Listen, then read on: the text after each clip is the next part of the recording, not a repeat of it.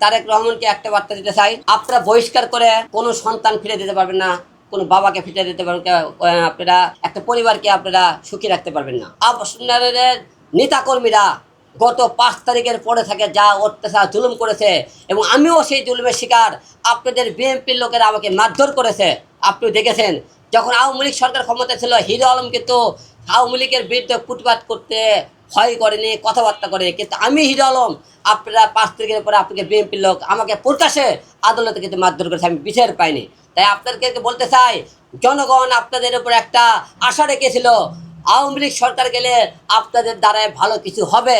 কিন্তু আপনারা ক্ষমতা না দেওয়ার আগে আপনাদের নেতাকর্মীরা যা শুরু করছে, জনগণ এতে আপনার ভবিষ্যতে আপনারা নেতা হওয়া এবং ক্ষমতা এবং নির্বাচনে জয়ী হওয়া খুব কঠিন হয়ে যাবে। আপনাদের যে সমস্ত কর্মীরা আছে তাদেরকে এখনও সতর্ক হতে বলেন, এখনও ভালো হতে বলেন, চাঁদাবাজি বন্ধ করতে বলেন, এই সময় লুটপাট করতে বন্ধ করেন এবং জনগণের পাশে দাঁড়াতে বলেন।